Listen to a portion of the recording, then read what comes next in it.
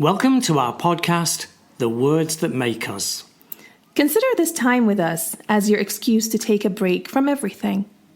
Every episode, we choose a word that makes us think, wonder, or dream. We read a range of texts that explore different aspects of this word. And we let our thoughts wander. We hope that yours will too. So grab your favourite tea. Or a beer. And join me, Rama And me, Tony Bailey. Let's go!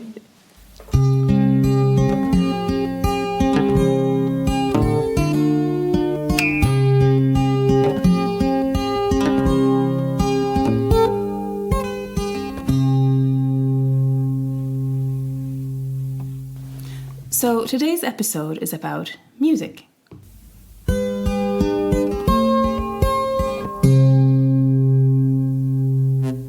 So hey Tony, how are you feeling today? I'm all right. I've got a bit of a sore throat. Are you not feeling okay? No, it's not illness. It's I was being a little bit noisy in the car singing Summer of '69. Oh, cool. Summer of '69, followed by Final Countdown, and then Living on a Prayer, Bon Jovi. Oh, so you're like, There's a lot of high notes, so it's quite. Okay. I wasn't wearing tight enough trousers to get those high notes, but no guitar to break or anything. The thing is, when you're driving, you can't do an air guitar solo, can you? Hilarious. Apart from at the traffic lights. Well, but that's really actually interesting because I was singing today, and guess what I was singing to? You were probably singing some high-end opera, Wagner. No, I was singing "Thank You for the Music" by ABBA. And what a great sentiment. Thank you for the music. Know. Yes. It's I love ABBA, and I'm sometimes scared to tell people that I always have a CD in the car. Well, first because it shows that my car is so old, but also Did it come with the car? As a freebie when you bought it? No, but I have two CDs with ABBA's hits, and because I love ABBA, and this is one of my. But do you know what? What? Do you know what? I was a heavy rock fan when I was in my teens. Mm-hmm. I mean, I've got a very broad brush in terms of music, all sorts. But do you know, I think everybody secretly likes ABBA. You have to.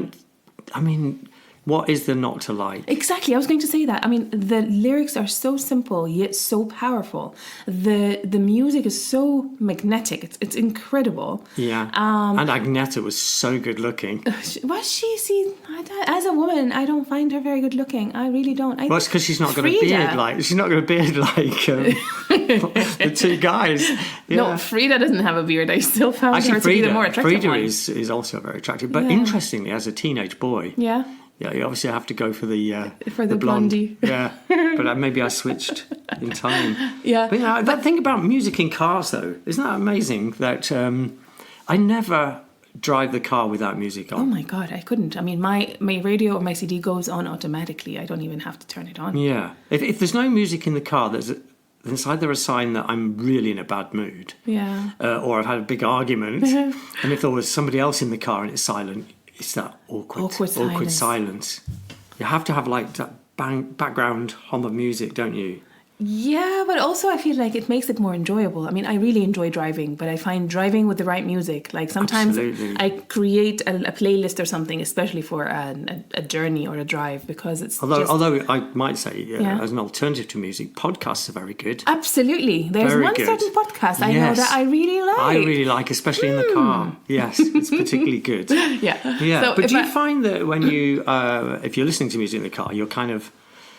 you are completely unaware of what everybody around you is thinking or doing, or I mean, that embarrassing moment when you pull up at the traffic lights and you are blasting out Bohemian Rhapsody or headbanging or whatever, and somebody you look across and think, oh, and the people are looking at you, or you look across and you can see them doing the same. I was going to say that because sometimes I see people like really vibing in the car and I'm like, oh, is that what I look like? Because it looks ridiculous. You can't hear the music, you just see them doing really ridiculous things. It's better than picking your nose. Oh, much better. That's the worst thing that people do in the cars. Oh my God, you look in your rear view mirror and the guy behind you is picking his nose, and it's like he really wants to reach his brain, and like, why? Yes. Sorry for bringing that up. Sorry, I just spoilt the podcast. But anyway, I found a really good quote, actually. Yeah. Oh, yeah, we're talking about music today, aren't we? Oh, yeah. I hope so, because that's where we've got... Yes. I hope that's what you prepared. I found a really good quote by Hunter S. Thompson, who's quite an interesting writer anyway. You can read any Hunter S. Thompson. But he... actually, there's two quotes.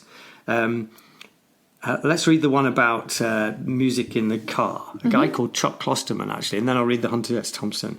I love the way music inside a car makes you feel invisible. If you play the stereo at max volume, it's almost like the other people can't see into your vehicle. It tints your windows somehow. That's so true, isn't it? I love this last bit. It tints your window somehow. Like when you're walking through the town and you can hear somebody's car booming, boom, boom, boom, and you think, oh, how antisocial. But actually, they're in that car completely oblivious of anything in the world around them. It's terrific. Exactly. It doesn't tint it to the outside person looking in, but for you, you are really transported into outer space. I'm in my musical zone. And Hunter S. Thompson, again, linking with cars. That link between music and cars. Music has always been a matter of energy to me, a question of fuel. Sentimental people call it inspiration, but what they really mean is fuel. I've always needed fuel. I'm a serious consumer. On some nights, I still believe that a car with the gas needle on empty can run about 50 more miles if you have the right music very loud on the radio. Aww. Isn't that true? Oh, it's so true. Just crank up the volume and this car's going to keep going. It's like, it is fuel, isn't it? Yeah. No, it really is fuel for the soul, honestly. Like, I don't know if I could, and I am not being, like, I'm not exaggerating. I don't think I could function or live without music. Yeah. Like, thank you for the music. Honestly, I don't know. So has your relationship with music changed as you've got older, or do you still have the same relationship with it? I think I have exactly the same relationship with it. I think I started off by having certain songs for certain moods. Yeah. And I know that I can always resort to music to make me happy or to make me sad or to, sometimes you need to put yourself in a certain zone and a certain song will do it right away. Yeah. Like there's another ABBA song that is on my CD as well, and it's like the breakup song. I don't know if you know it. What's it called? Here's to us, one last toast, and then we'll pay the bill. Deep inside, both of us can feel the autumn chill. And then usually I skip that song because it's so painful. Cue to the video of Agneta walking along the waterside looking sad. It's bringing back childhood memories. Yeah, but it's like as soon as I hear that song, I have a chill in my body every single time. Isn't that weird? How could that be? How does that work? It's amazing.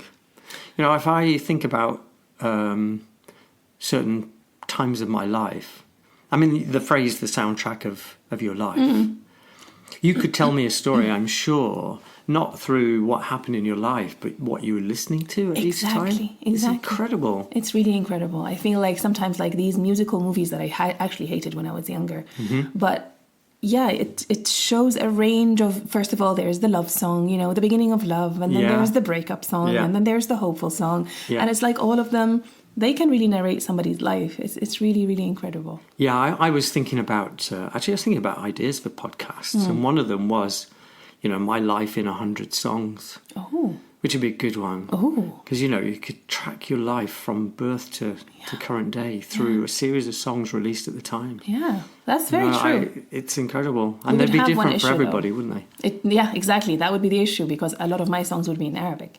Yeah. And nobody would understand what I'm talking about. Yeah, so tell me about that, because your life, obviously your cultural background different to mine, and the kind of music that must have been part of your childhood especially. Oh, yeah.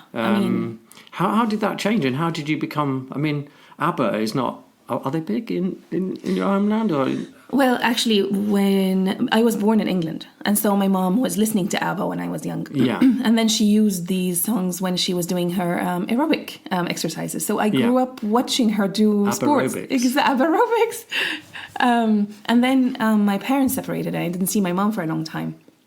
That intensified my love for ABBA, because it was like, when you're holding on to the memories, you're listening to these songs and, really summoning memories of someone you love so much. And so that made me love it even more. But the thing about music is that in Syria or in some Muslim countries, you have some really strict people who say that it's not you're not supposed to be listening to music. It's from the devil. It distracts you from... Is that particularly with Western music? No, any music. Wow. Yeah. So sometimes in Syria, for example, I mean, music is so big in the Middle East. We live and breathe music.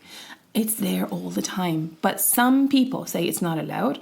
And that kind of scares everyone. It's like, oh, look at you listening to music. This is from the devil. This is going to distract you from mentioning God all the time. This is going to take you to hell. It's not music used as part of the worship of God. No. No, I think the thing that is actually musical is the Quran. The Quran is very musical. Yeah. It rhymes. It's so beautifully written. I've just imagined there that, in the West End, Quran, the musical. Oh my God, don't you ever do that. Those people would... No.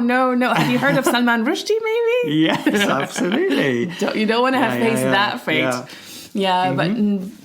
So, it's really big. Have you seen the musical The Book of Mormon? I haven't, but I heard so much about it. Absolutely hilarious. I hope, I'm not upsetting anybody by saying that, but I rolled with laughter. Yes. I have to go. Yeah, so, but just to talk about how music, I find it so interesting that music has to be banned in some countries and some cultures and even in some occasions. So, for example, Al-Qaeda or Taliban or something, they will not allow you to play music or listen to music or have a musical instrument. If they find one in your house, they'll burn it. That's the ultimate kind of suppression, isn't it? It is. Because music is in us from the day, before we're born. Yeah, it's the beat of your mother's heart. So that's the beginning of music. It's not like it's something that you're not making a cultural statement or a political statement by wanting to listen to music. You're just doing what I think is naturally in you. Exactly. I think it's just a demonstration of who's in charge. It's I have so much power that I can take away from you something so fundamental. Yeah.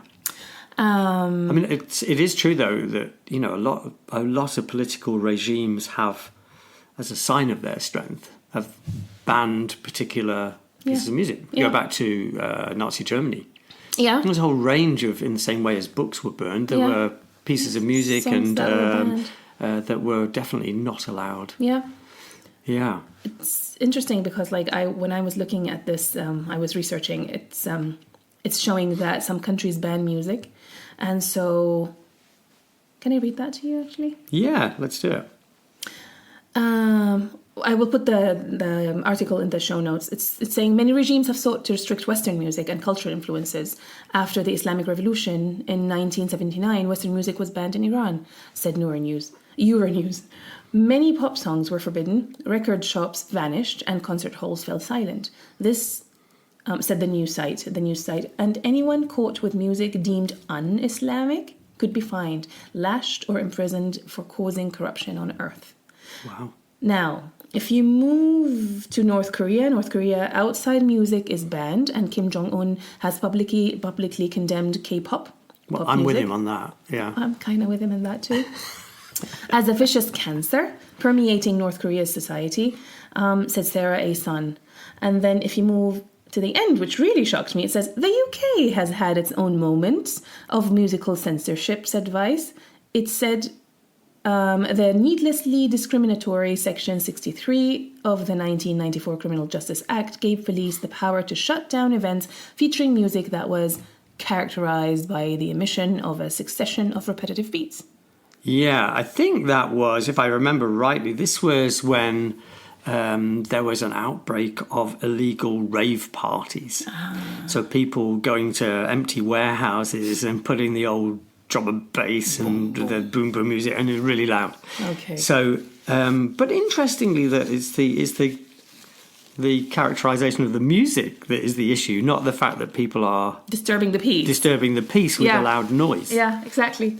That's interesting. So what they're saying here is that if you collect together in a large warehouse and play the Ring Cycle by Wagner or whatever, that's okay. I would find that more disturbing than repetitive beats, I think, probably. I'm going to tell you one last thing about the forbidding music, because there is a story from my childhood that really, I still cannot forget it. So we were invited to somebody's wedding, and this woman was actually from a really poor family. Yeah. It was in her father's house, the whole wedding, and it was just a small party, just some neighbours and some their relatives, and people were playing music and dancing and stuff. And apparently that day, the son of our president died. So there were police coming and knocking on every door saying no partying is allowed, no music is allowed, you have to be silent. I think even the power was cut. So there was no electricity, no music, and I will never forget this poor bride crying. Because they just ruined her small wedding party. Like, that was supposed to be her only chance. And I found that so terrible, that if I'm grieving the loss of my son, you have to grieve everybody. Nobody can continue. But it's not that dissimilar to just banning music outright, isn't it? It's kind of a power or suppression thing. Yeah. On that same theme, though, interesting, isn't it? I remember in the UK, if bad news, the death of the Queen or the death of a famous person, whatever, there would be somber music on the BBC. Yeah. So you wouldn't be playing ABBA, thank you for the music. There would be somber kind of religious music to associate with the grieving of the country. So you're kind of forced to grieve.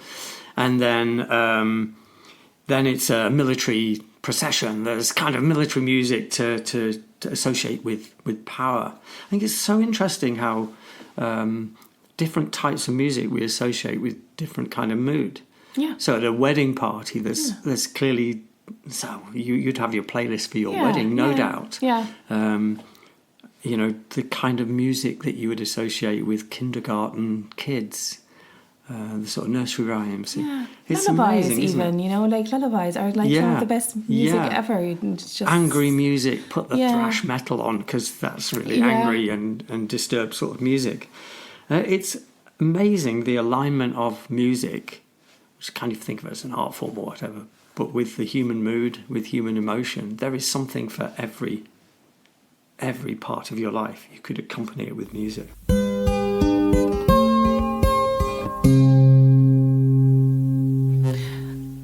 You did some research about the science of music, so what have you found?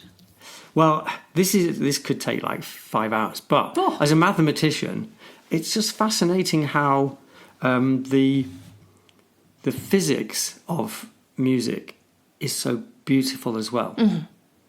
Because, when you think about the words harmony and discord, I love the fact that rather like when we're talking about attraction, we're talking about magnetism and repulsion. These are scientific words, really, that we've adopted in terms of relationships. Well, you think about the harmony between people or the discord in a group of people. Mm-hmm.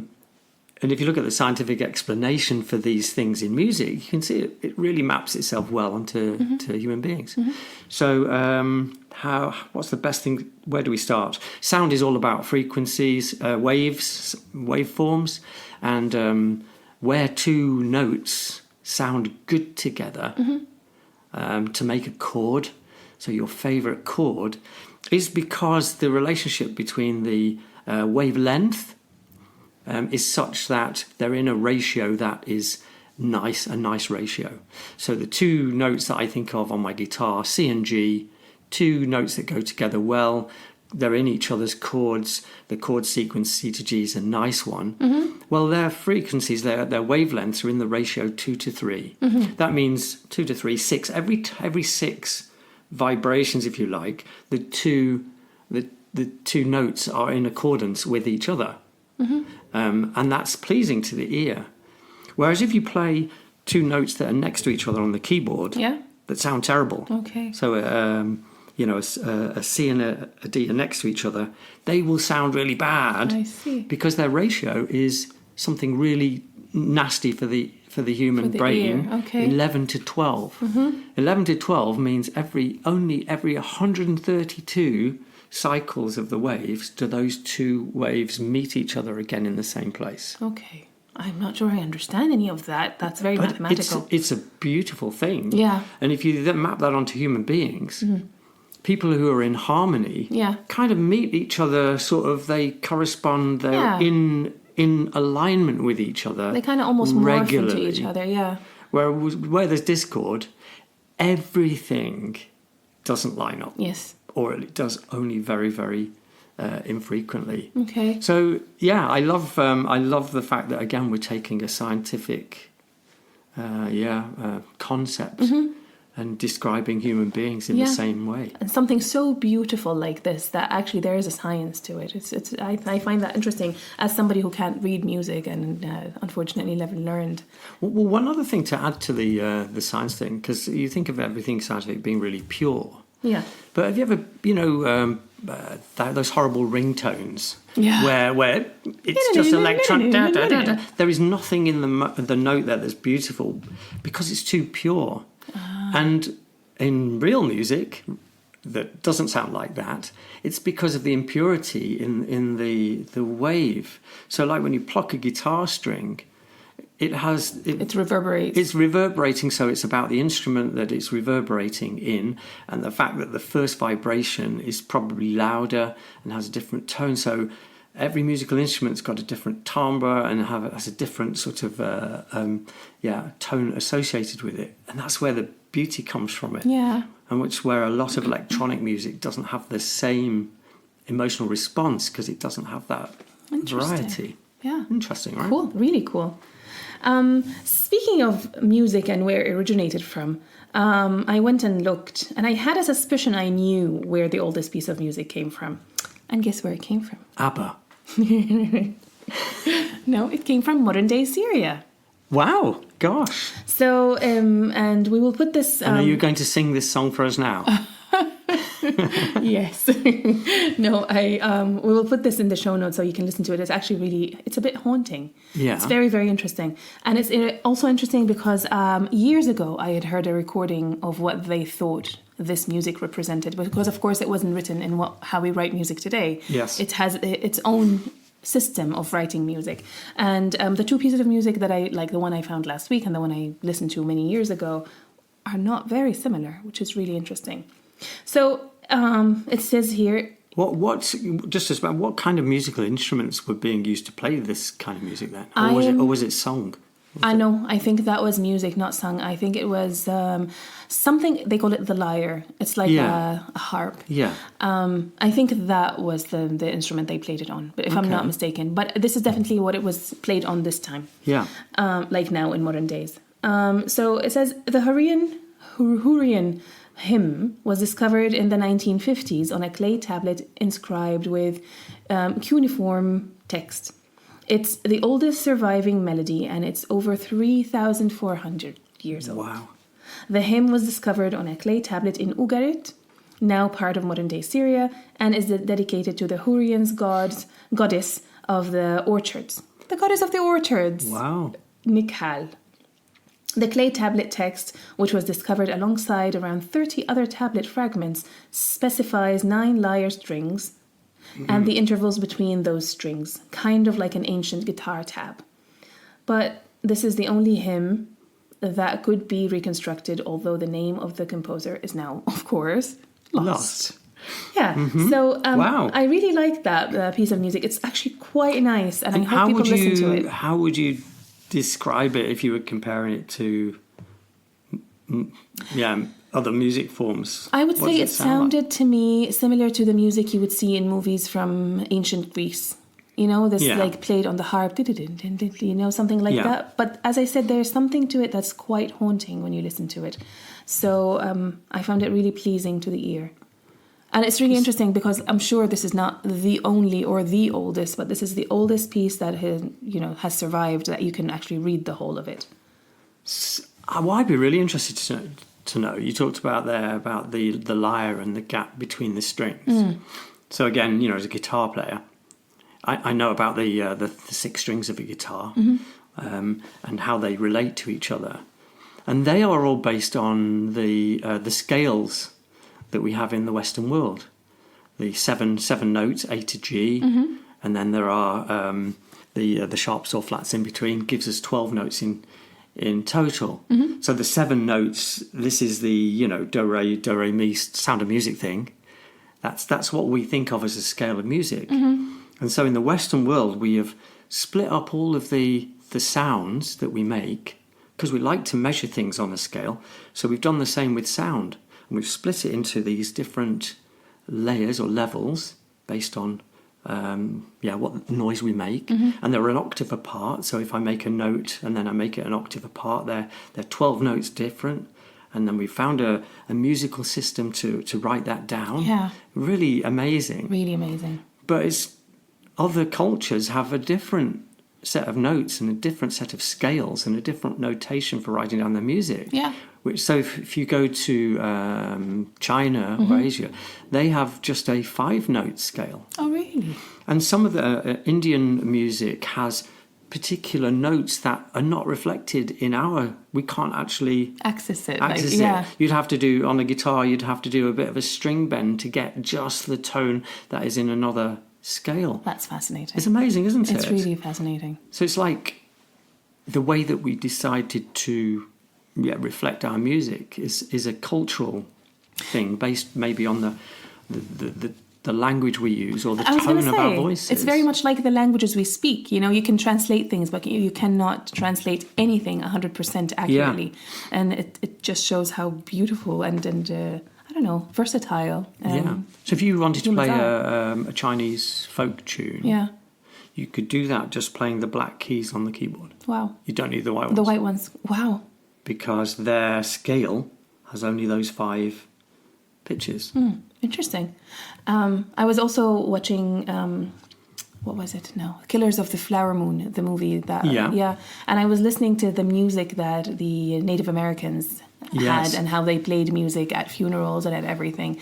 And it was really interesting because when you look at their music, I don't know, there was definitely a drum. I know that Native Americans love their drums, but a lot of it is done with the human sound. Yes. And what I found interesting, and this could be completely wrong, but this was my observation, is that a lot of it has to do with breath. It's like, like they are doing something really unique with their voices. It's like kind of mesmerizing. You're watching them. It's like a human drone as well. Yeah, something like that. Kind of circular breathing that enables you to keep making a noise for an extended period of time. It's amazing. It's really amazing. And it's like they have, for every ritual, they have something specific, that kind of music that will summon a spirit or like send a spirit away or do something. It's really interesting. Isn't that interesting that it would be music that would be the mode of communication that you would want to make? Yes. Why not just stand there and shout? You know? But music has it's got that sort of special quality that makes it, in many ways, a more powerful method of communication than just the spoken word. Yeah. So when you want baby to go to sleep, you could just go, time to go to sleep. Yeah. Or you could sing a lullaby. Yeah. Yeah, that's true. And there's something very beautiful about communicating with your baby through song or through, melody. And the coolest thing is that the baby will love their parents' voice even if they can't really sing. It's like you don't have to be the greatest singer. You just have to, When your baby puts its hands up to its ears and covers its ears when it's... Then it's time to stop. Be quiet. Time to go to YouTube. What's your baby's first words? Be quiet, Papa. Stop singing. Yeah. Well, I tried to look at the science behind, as well as, how does music work from a physics point of view. But trying to unearth why does music move people? Why are we attracted to music? Mm-hmm. And what did you find? Not very much. Really? The basis of most of the stuff I read is, again, really what you are saying, and that is the same system that we are using for processing our emotions and controlling our memory, the limbic system. It lights up when we perceive music. The same reaction.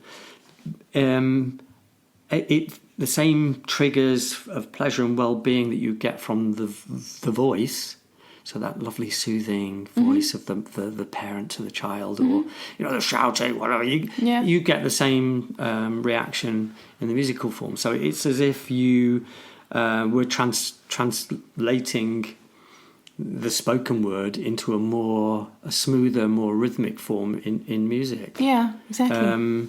So yeah, it's not.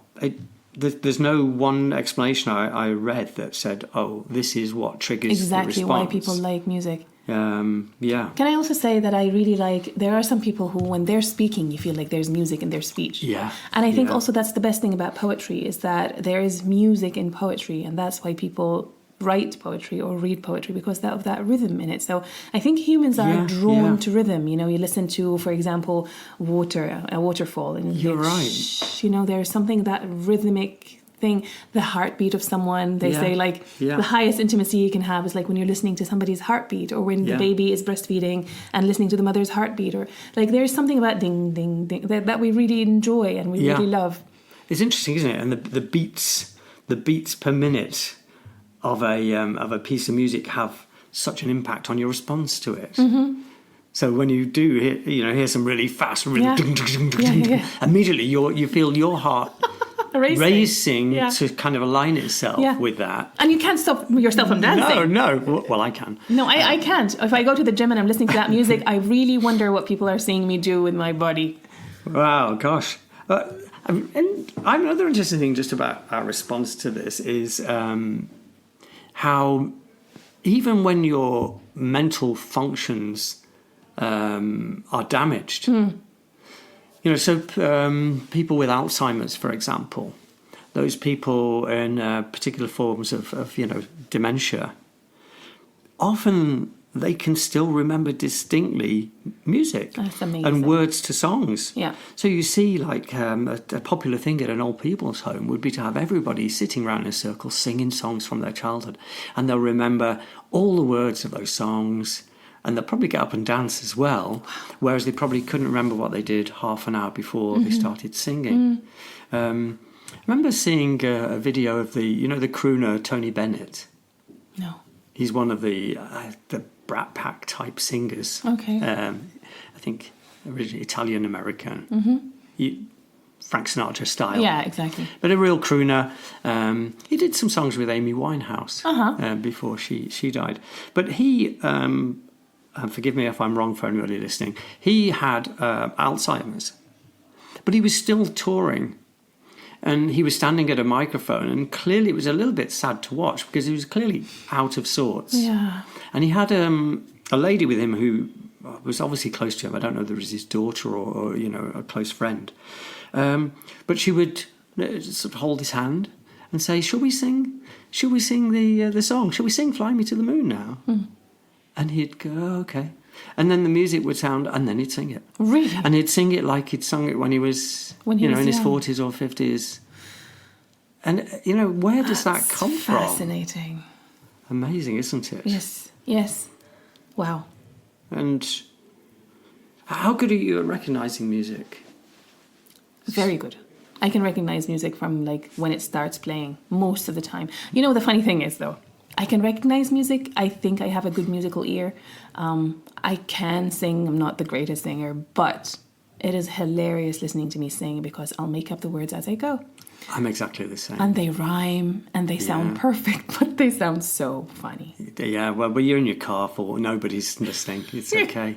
Now, that's really interesting because there are two sorts of listeners to music. Yeah. Are you a music person or a lyrics person? I think if you're not able to remember the words, you're probably a music person. No, I am able to remember the words, but they don't come to me in the moment. So I think I am a bit of both.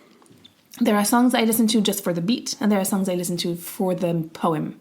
Yeah. And there are amazing songs that have both, which those are masterpieces, Yeah. That, for example, I have my favorite of all time song is actually a German song. It's an opera, which I don't like. Oh. It's by Bach. Yeah. And it's called Erbarme, Dich. And the other thing about it's a Christian song. So so this is a bit of a, it's a cultural disaster. It's everything that I am not. Yeah. But it is my favorite song. And I think if you go to YouTube, and if it has like 30,000 views, 15,000 of those are me. Yours.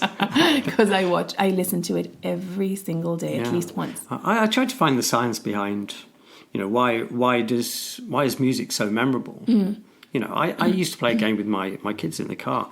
So I had pretty well my whole music collection on some sort of device, and we used to, on long trips, put it on shuffle. So, that is so cool. So randomly, and then the game was, can Papa name the tune before the singer starts singing? Yeah. And I reckon my hit rate was probably 95%. Yeah. I mean, this is not just hits. This is any track from any album that I had. I could normally name certainly the band. Yeah. And often the tune, probably 95% of the time. It's like, why? That is so cool. And I can't even remember what day it is. I've been trying to learn German for the last however many years. I can't remember anything. But I can remember, any of those ABBA songs. I know them. Why have they... Obviously, there is something biological there. There is some kind of... I mean, people who can pick up a tune and sing it, and there are people who there is no way. They love music. They're really good listeners, but when they try to sing it, they cannot get the right tune. And there are people who just are naturally inclined, and I think you're definitely one of them. Yeah, I mean, again, it's probably not true that some people can't sing. Not true? I think it's more that you can be trained to sing, but I think some people just have a more musical ear because they have been exposed to music from a very early age. And the explanation apparently for being able to remember music is that you just listen to it a lot. It's as simple as that. A song, the patterns, you remember them more because you've listened to them more. But I look at that myself and think, I can't possibly write because I've so much music and I remember so much of it. Yeah. I did listen a lot to music, but not that much, surely. No, but I'm not sure I agree with you. I don't think anybody can sing. I really think there are some people who will have listened to a certain song a million times. They grew up with this song, their parents loved the song, they like the song, and there is no way they can sing it properly, like even get the tune right. I'm not saying belt out the best version of the song, but some people just don't have it in them. Ear, do they? Yeah, but it's really interesting because they might love music, but they are kind of like, they accept the fact that, look, I cannot sing. That makes it all the more sad when they do sing. It must be so frustrating.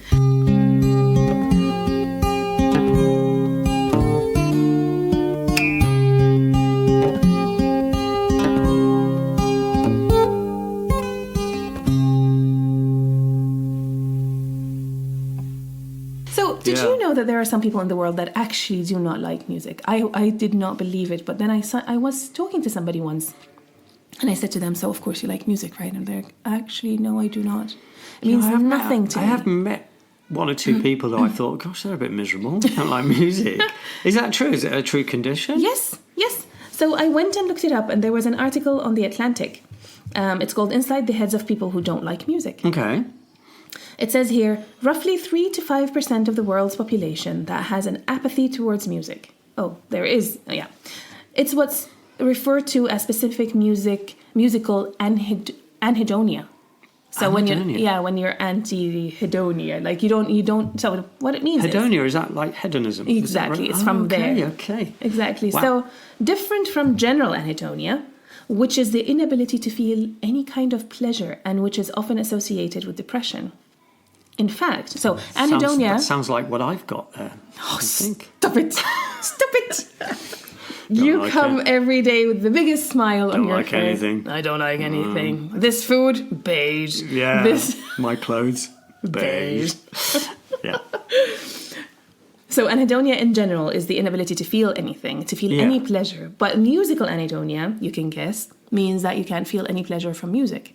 So you cannot be bothered whether it's played or not. So it's not a condition that is just linked to the fact that you're generally depressed? No, apparently, according to this study, no. In fact, there is nothing inherently wrong with musical anhedonics. Their indifference to music isn't a source of depression or suffering of any kind.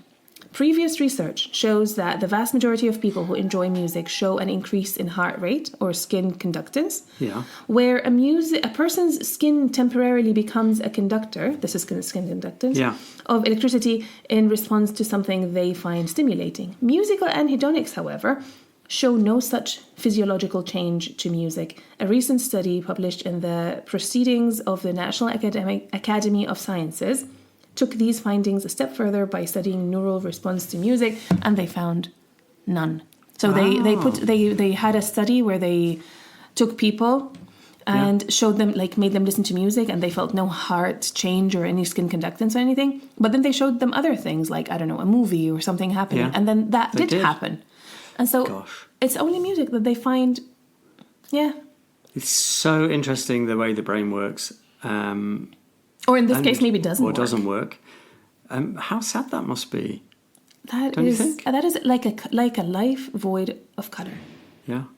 I mean, I don't understand a life without music, really. I do not get it. Shall I quote you some song lyrics? Please. John Miles. The song's called Music. And this was in the early 70s, and it's one of those songs that has lived with me all of my life. And the lyrics are rubbish, but I like them so much. So music was my first love, and it will be my last. The music of the future, the music of the past. To live without my music would be impossible to do. And in this world of troubles, my music pulls me through. It's so good. That's not rubbish. I like it. It's a bit naff, a bit cheesy. But the song itself, again, if you haven't heard it, listen to it. It's a typical, completely over the top. Okay. Ends up with big orchestra, big band. It's everything about music all in one song. Really, really amazing. Yeah. Have you got anything good to read about music? Oh, I have. Because we haven't really looked at any literature. I have two poems, actually. One by Gibran and one, you guessed it, by... Oh, you're going to go to thingy. Yeah, Rumi. Exactly. I was going to say Kumi. Why was Kumi? Rumi. Kumi. So one is longer than the other, but I think I'm going to go to Gibran. There's a song that I grew up with, and it's sung by Fayrouz. I think anybody in the Middle East will know who Fayrouz is. She was one of the most iconic singers in history. And Are you going to sing this? I would love to, but then we would have no listeners left here. So okay, no. Got to preserve the listenership. Don't sing it. So she took the song by Khalil Gibran and made a song out of it, and both the poem and the song are just fantastic, in my opinion. Yeah. It says here, "Give Me the Flute" by Khalil Gibran, and just a disclaimer: I found this somewhere, but I kind of added my translation to it because a lot of it sounded like it didn't make sense. So I translated it my way. So I hope that it works. So, give me the flute and sing, for immortality lies in song, and even after existence ceases to exist, the flute continues to lament. Have you ever taken refuge in the woods, away from palaces like I have, followed the paths of streams and climbed up the rocks? Have you ever bathed in perfume and dried yourself with light, and drank the dawn as wine in chalices of ether? Give me the flute then and sing. The best of prayer is a song, and even when all life perishes, the flute continues to lament. Have you spent an evening, as I have done, among vines, where grapes hang like golden chandeliers? Have you slept on the grass at night, letting outer space be your blanket, without a care for all that will come, oblivious to all that has passed?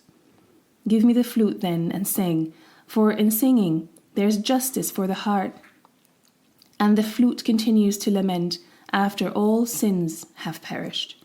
Give me the flute and sing, forget all maladies and their cures, for people are nothing but lines, scribbled but with sheer water. Wow, beautiful. And what's the style of the song? Is it as a ballad, or is it more? I think it is a ballad, and usually songs are sung in the local dialect of the country of the singer. So we have a lot of Egyptian songs and a lot of Lebanese songs. Most songs are sung in these two, but this one is sung in standard Arabic. This is the Arabic that you only read in books. So the poem was written in that Arabic, and she sings that, and it's like an ode to music and to nature at the same time. Yeah. Just showing how, and Gibran just loved all kinds of, deep musings about, life and nature and all of that. So I like the idea of that imagery of music lingering, because I think it's one of the powers of music that actually even when the music's finished, it continues. Because in your head, you know, a note just fades, but it doesn't fade inside your head. You know, it lingers there. It's present with you. I love that. You're right, because the music will end, but it really doesn't end within you. It just keeps on going. You might wake up in the morning singing the song and go to bed with the song in your head, and it really never goes away. Do you get earworms? Do you know what an earworm is? Goodness, of course. And it's the worst thing in the world, because sometimes you have a bad song stuck in your head. Yes, the theme music to Paw Patrol. Honestly, when you have a small child, your earworms are a disaster area. I can imagine. Earworms, you're far more likely to get earworms if you're musical. Yeah. And if you have exposed yourself to a lot of music. I get them all the time. I go to bed. All the patterns. Yeah. And but then the only way to get it out of your head is to actually listen to the music, in my opinion. So if or listen to something else to clear the memory if it's bank. Bad. Yeah. If it's bad, then yes, listen to something else to push it out of the way and put something better instead. Isn't it strange that you don't get to choose what your earworm's going to be? No. Because wouldn't that be great if your earworm was something really cool? Yeah. It was like you have be like having your headphones on all the time. Yeah. This earworm, but no. Something really irritating. Something relentless. Why am I still, this advert that I heard on the radio for something, that tune is in my head. Why is this? So, if I had to ask you, what is like the anthem, the Tony anthem? Can you think of a song that is kind of you? Oh gosh, that's a really difficult question that I did not prepare for. Okay, maybe I'll ask you at the end. It depends on my mood. It's such a difficult question, isn't it? Because depending on what I'm doing, what I'm thinking, who I'm with, there are so many pieces of music that could apply. I mean, I could probably answer the question in terms of which songs from my past sort of pop up. If I had to say which have had the biggest effect on you in your life, then it's a really cheesy song. And now when I listen to it, I think, why did I like that? But Foreigner, Waiting for a Girl Like You. Okay. Early 80s. But the hormones were racing at that point in my life. And this was where I was, thinking about the concept of being in love with somebody and romance and, girls and what do I do? And this song was there and it was a big hit. And so, I can't escape from that song. It's followed me throughout my life. Yeah. I mean, I wouldn't say it's my favourite song. No. But it's the one that's, it's been there since it was released. It has accompanied you for a long time. All the way through my life. Yeah. And if I was to listen to it now, it would trigger all of the memories. So many different memories, so many people who I've listened to that song and thought about. Oh, that's what about lovely. You? I don't know. Macarena. Dear God, no. There's a song by, actually it's not a known song, it's a song by a girl called Lissie. And it's Lissie, yeah. Oh, really? Yeah. And the song's called Hero. Yeah, great song, yeah. Yeah, I love that song, because the Hero song just shows that, I can't remember the lyrics right now, but it's like, could have been a hero, could have been a zero, could have been I can't remember. But something about like the spirit of fighting and always trying, And what happened to Lissie? I don't know. She was great. And I only know that song by her, really. I just listened to it. YouTube played it after as a suggestion. And I was like, hang on. Like, this is me. This is my spirit. And that's the other thing about music that is so amazing, is that you feel less alone when you listen to a song that speaks to you. Yes. Because sometimes you feel like, oh my God, I'm so alone. I'm feeling this feeling that nobody else can feel, or nobody feels me right now. I'm alone in my pain or alone in my happiness. And then this right song comes on and you're like... You're so right. Oh. I remember when I was younger, I mean, I used to be, back in the days when you bought music, I had an intimate relationship with music. I'd go to the record store. I would stand in a booth and listen.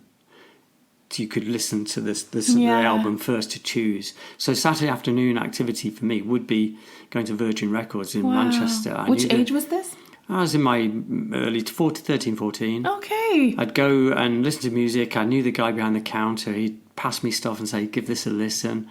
And I might be there for several hours before I chose what I was going to buy. Wow. And then the experience of the music wasn't just the record, it was the packaging as well, the sleeve, reading the lyrics, everything about it, the pictures of the band. So I really had an intimate relationship with the music in so many different ways. Whereas now, you just put on, Spotify or other streaming products that are available, and it plays music, but you don't have the same intimacy with the music that I feel like I had when I was younger. Is it because of the amount of choice? I think it's... Or is it because it's too easily accessible? I think all of those things. I think in some ways the fact that you had to make a choice... and you invested money in it. You invested time in it to read all of the material, the background. You read the reviews because there was the printed press with reviews of stuff. Somehow I really knew those pieces of music backwards. Whereas now I listen to a whole load of music, but sometimes I don't know who I'm listening to because the music is being suggested to me. Yes. I don't get up to go and look who it is. Certainly don't look at the lyrics. I don't know whether the band's English or American or not. So I'm not in a relationship with music in the way that I used to be. Or maybe you still have your old relationship, like pattern or shape of the relationship with your old music that you loved so much, and you still maintain that relationship. But with the new music, we're kind of... Unfortunately, like everything these days, it's fast everything. Yeah. Fast fashion, fast food, fast music. Songs come and they're consumed very easily, and then they're, disposed of, and then on the radio you never hear of them again, and then there's more and more and more. Yeah. It's like, it's insane the amount of music. I sound a bit like an old fogey, but Back I feel back in my day, I just feel that there's less character. There were bands who had distinctive sounds, and you waited eagerly for the new release of their new album or for them to come on tour. Whereas now it's just a steady stream. I think the problem is not that there is no character to them. I think the problem is that because there are so many of them, we don't take the time to devote ourselves and our time to to a select few. No, you're right. Music is everywhere, and you don't really take the time. I mean, Harry Styles is quite unique. I don't know who else. Adele is so unique. Yeah. But when you have Adele and you have, Rihanna, and you have all of these people, Beyonce, who everybody loves, and Taylor Swift, and they're all coming at you at the same time, you don't have that with everything going on with social media and everything. Yeah.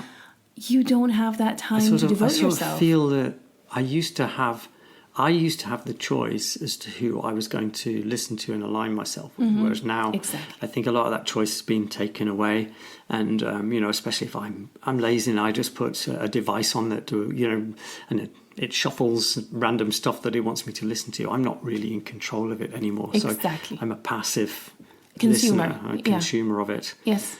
Sometimes what I do is, though, I go to, I've got some Amazon Music, and I will just on purpose sit down and say, right, I am going to expose myself to stuff that I have no idea what it's like. Okay. So it shows new releases. Okay. And I'll listen to those in the same way as I brave. did. Well, in the same way as I did when I was stood in a booth when I was 14. And I still get the same little tingle of excitement when I hear something that's good.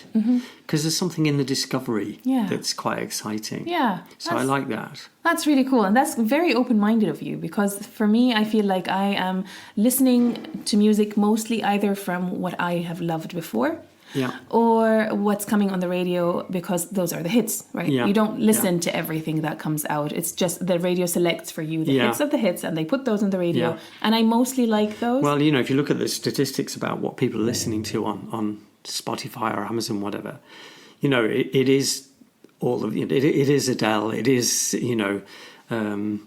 those sort of Rihanna, big names, etc. So it's kind of self-perpetuating thing. Those are the most popular, therefore that's what people then end up listening to. Yes, unfortunately. So if you were a musician, yeah, the opportunities now for a new, a band to make breaking through, are very, very small now because the market is dominated already by a few you're not big going to names. get on a playlist, or you're not going to get yourself on radio. It's difficult to tour because it's expensive to do that. The only people who are doing that are, Taylor Swift, who's now on huge tours, making literally billions of dollars as a result. What's your opinion of Taylor Swift? Now, this is a very touchy subject, which I did not realize until I talked to some people who are not so much younger than me, maybe like 8 years, 10 years younger, and it's a very divisive topic. I know. Am I a Swiftie or not? Are you a Swiftie? Don't care. I no, I mean, I think her music is okay. There are some of her songs that I quite like. So if we're just keeping it within the bounds of music, I can see why her music's popular, and I quite like some of it. Yeah. I quite like the way that she's developed her music over years, from being a kind of country singer and being a little bit wet and a little bit, depressing, and everything was a breakup song. So now, I quite like it, and I quite like how she as a person is portraying herself and standing up for herself and for biting back at some of her critics. I quite like that. But she wouldn't be mine. When I get home, I'm not going to put a Taylor Swift album on. Yeah, that's the thing. Like, I find it fascinating. It's kind of like a cult. Yeah. I really find Taylor Swift is a cult right now, and I don't understand it. I mean, I can understand why Adele would be a cult, but I don't understand why Taylor Swift would be a cult. I mean, I know that her music is very lyrical and everything, and that, but I really don't see it. It doesn't have the. I mean, Adele's music has, when you compare it to a lot of other stuff that's around at the moment, which kind of washes over me a bit. Yeah, there is a little bit of something in there. Yeah, with Adele's music, either the themes, but actually her voice more than anything else. But terrific. Also the way her feeling, the way she feels the song, the way she sings is just so, you feel like something. It's like sometimes a punch to the gut. The way she sings. She's got a great way of really portraying herself.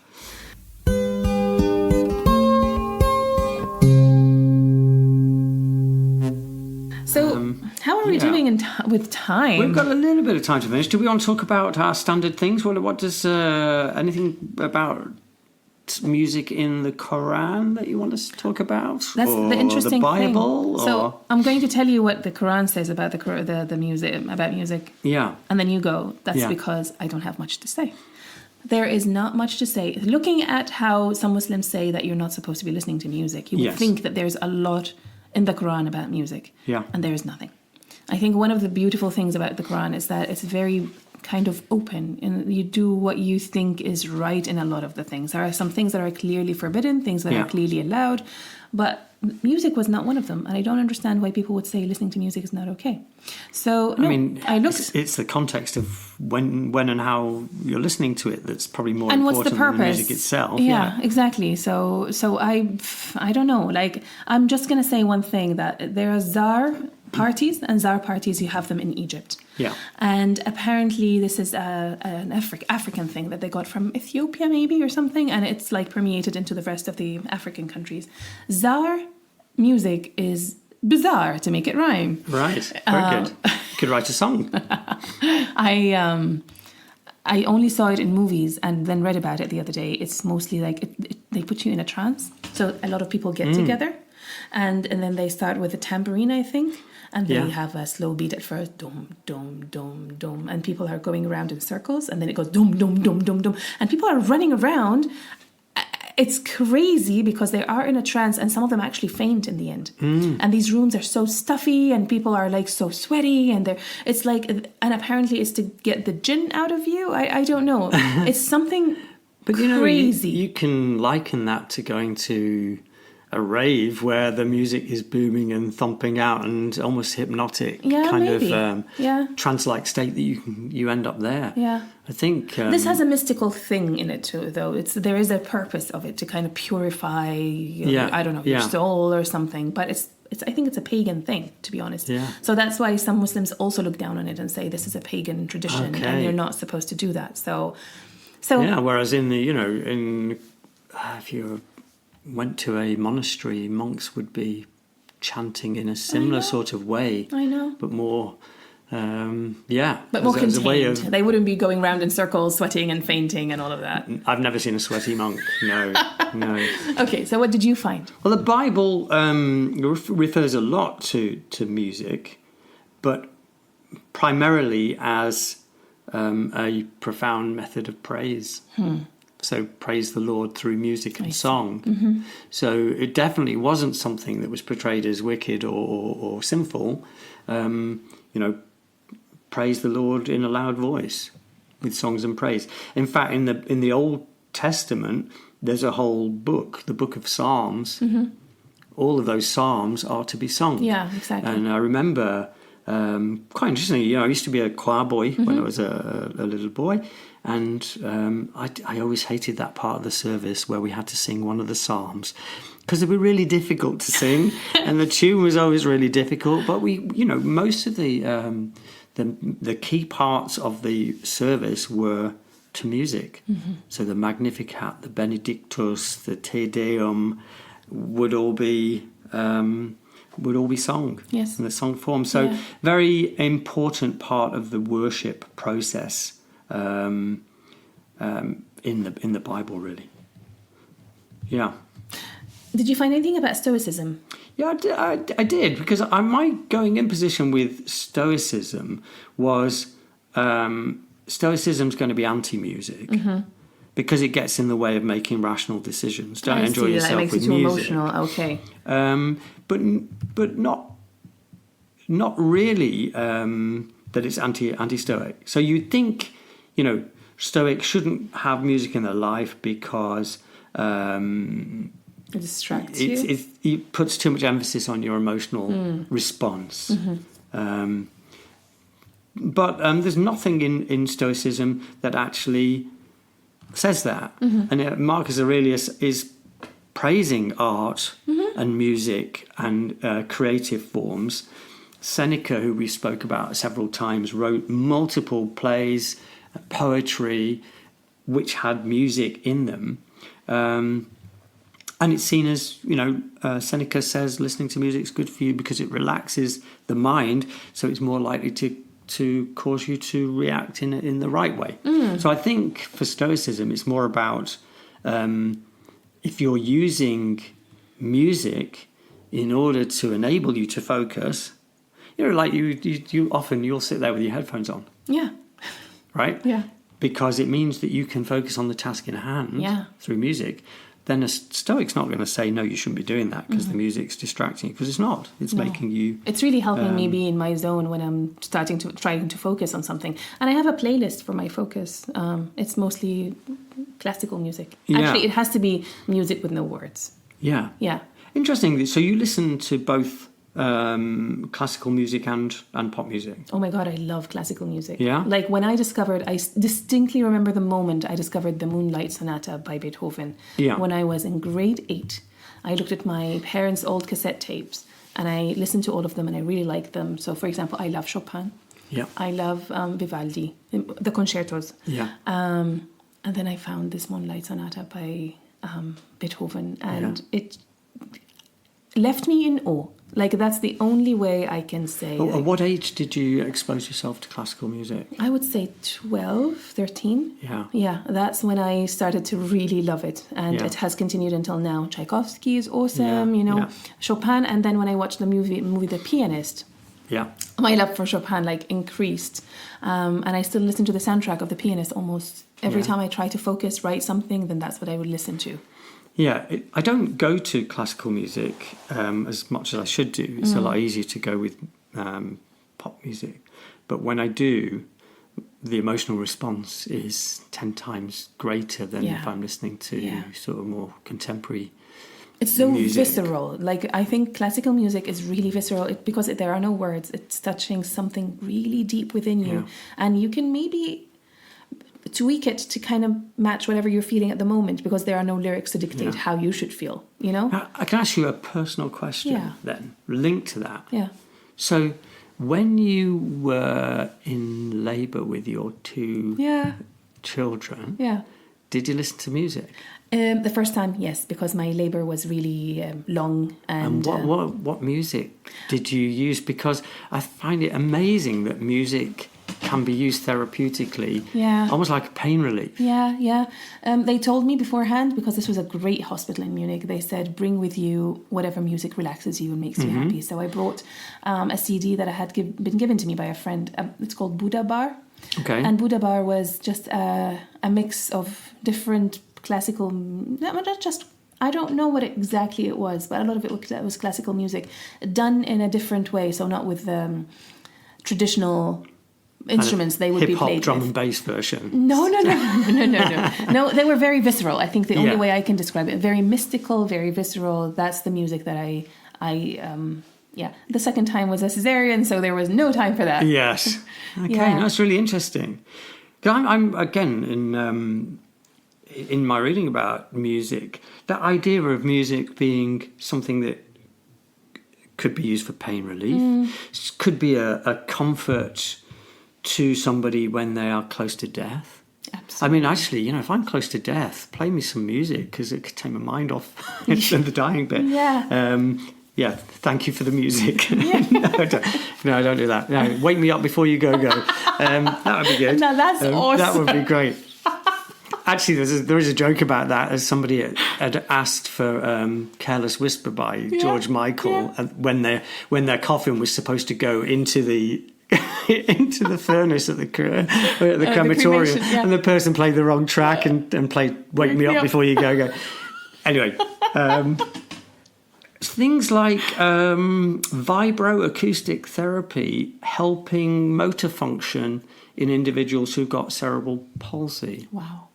And then this whole school of music therapy, which I kind of thought, that's a bit, it's just musicians making a bit of money. But actually, the number of applications for music therapy, incredible how powerful, people with stress anxiety, get them in a small group with drums and they can drum the hell out of it. Yeah. A bit like, screaming or whatever. Really, really powerful thing. I have two friends that are music therapists, actually. Okay. Yeah. So and good. And one of them works at the hospital and the other one has her own practice. And they say that the results they get from music therapy are immense. They're amazing. Yeah. One of them said that she worked on a project to cure women of PCOS, actually. Wow. With the power of music. Yeah. I know she does something like, meditations and things like that. And she said it's extremely powerful with no medication, nothing. Yeah. Just the power of either listening or playing music. And it's amazing. It should be definitely explored. Money should be spent on doing things like that rather than just developing more drugs. Yeah, I definitely think also that we underinvest in music in schools, because I think both the therapeutic effects, but also the creative, the developmental impact of being musical. Again, a little bit of reading about right from the development of the baby. So having music whilst the baby's in the womb, the baby hears it and automatically recognises music. Lots of sort of stories of babies, of people who still remember the music from when they were in the womb. Yeah, tunes that were played a lot then become part of the soundtrack of their lives. But then the science shows that by exposing people to music and getting people to learn to play music develops mathematical skills, the ability to understand patterns.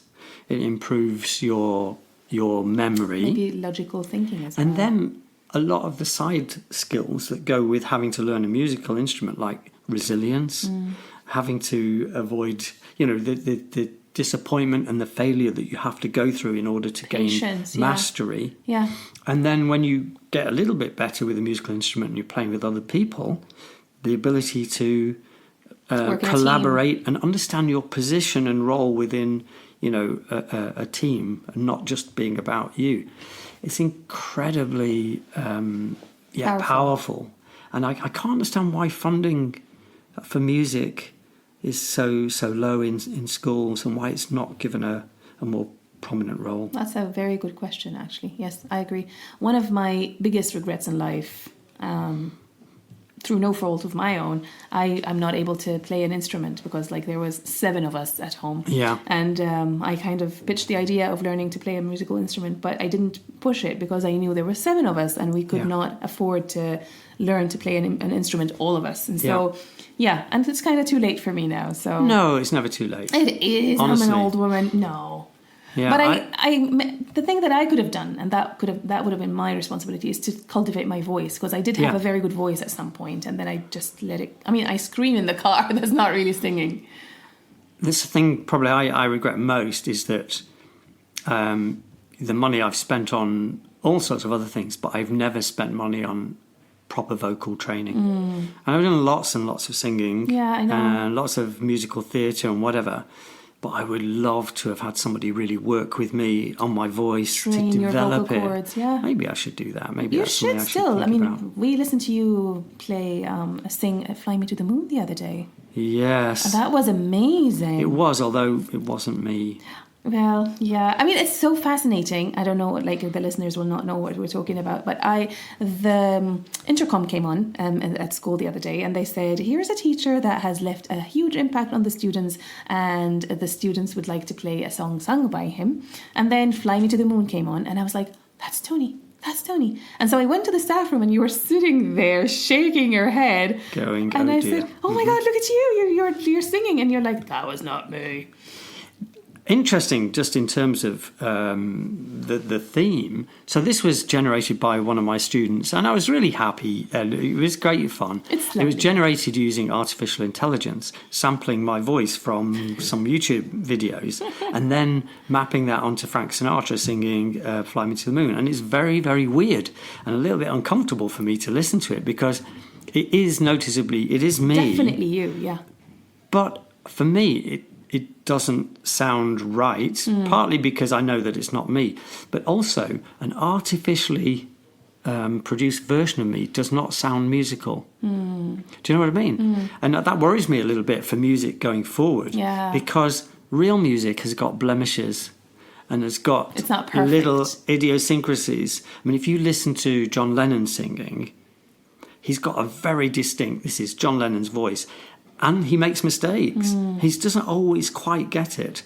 Sometimes the way that he delivers a particular line is distinctively him, and that's what makes music so interesting. Whereas an AI version, is not really human. I honestly listened to it and thought it's perfect. Yeah, but I think I could sing it better. Because I could give it a bit more heart, a bit more personality. This is your chance, Mr. Bailey. Now, could you please sing us a piece of "Fly Me to the Moon"? No. Fly me to the moon and let me play among the stars. See, I could do that. You could. Of course you could. Yeah. We just need the right instruments to accompany you. I sort of feel that's the time we should be stopping this podcast that was a before great I way get to even stop. more. What about some Shakespeare to finish? We haven't talked about Shakespeare because Shakespeare talked about music a lot. So I've got a couple of. Can I read 2 snippets from Shakespeare, Please. both about music? Very famous. The famous quote, "If music be the food of love." Do you know that from Twelfth Night? Yeah. So Shakespeare said, "If music be the food of love, play on. Give me excess of it, that, surfeiting, the appetite may sicken and so die. That strain again, it had a dying fall. Oh, it came o'er my ear like the sweet sound that breathes upon a bank of violets, stealing and giving odour." This reminds me a bit of the Khalil Gibran. Same sort of feeling or imagery. Yeah. And at one with nature sort of thing. Absolutely, yeah, Really it's true. And then another one from The Merchant of Venice, talking about people who do not have music in them. So a bit... The anhedonic. Absolutely. The man that hath no music in himself, nor is not moved with concord of sweet sounds, is fit for treasons, stratagems and spoils. The motions of his spirit are dull as night, and his affections dark as Erebus. Let no such man be trusted. Mark the music. Oh. So it's a bit unfortunate It's if you've got harsh. that condition, isn't Exactly. it? But trust that man not. Mark the music. I kind of agree. I couldn't be with somebody, like, spend a lot of time with someone who doesn't like music, because they would hate me. They would really hate me. Let's cut across to relationships then. So if you were dating a guy and he was perfect in every respect, apart from he listened to thrash metal. Oh my. Everything else about him is perfect. Could you live with that? Oh, I think he would have to invest in a soundproof place to listen to that. No, that I could not live with that. That would make me absolutely miserable. See, isn't that amazing? Yeah, that would make me very unhappy. If it was like he reads Gothic literature, That's fine. that wouldn't be a problem, would it? Yeah, but like something I have to be subjected to, no. I keep my ears very clean, thank you very much, and I listen to only what I think is good Yeah, music. but see, music is there for sharing. So, what if he said, no, I need to educate you in thrash metal? Would you I'm going to take you to some death metal concerts. No, to me that's just din. I'm sorry. Yeah. I'm sorry. But I apologize to all of the fans. That is so interesting that it's potentially a relationship breaker. Yeah, it's and actually, for me, yeah. Because music is such a big part of your life, and you're sharing your life with someone. I feel the same way. Yeah. Yeah. If somebody... What about somebody who's listening to Schlager music? You know Schlager music in Germany? No, See, Schlager music for me is like... I don't mind going to a beer tent once in a blue moon and having a bit of a laugh. Yeah. But wanting to listen to that seriously, that would be ridiculous. Anyway, that's great. That's been a really good deep dive. Well, not that deep actually. No, unfortunately, quite a shallow we could dive. Have 10 more episodes about music. Well, maybe we will do at some stage in the future. We can come back to it. But I really enjoyed that. Yeah. That was good. That was lovely. So we hope you guys also enjoyed it. I'm going to give you a quote to finish with. Please. A painter paints pictures on canvas, but musicians paint their pictures on silence. Oh. Isn't that profound? That's amazing. Leopold Stokowski. I picked that one out because I thought I've got to share that. It's so good. It is really good. On silence. Painting your picture. You need a white canvas and you also need silence to paint your musical picture on. Oh, yeah. Amazing, eh? Amazing. That's so good. Let's do this again, shall we, next week? Let's do it next week. Yes, and feedback from listeners, that would be great on anything. Always happy to hear from you. We are so happy with every question, every bit of feedback that we have heard. It makes us so, so happy and what makes us want to continue doing this. Absolutely. So, okay. Till next week then. Okay. Bye.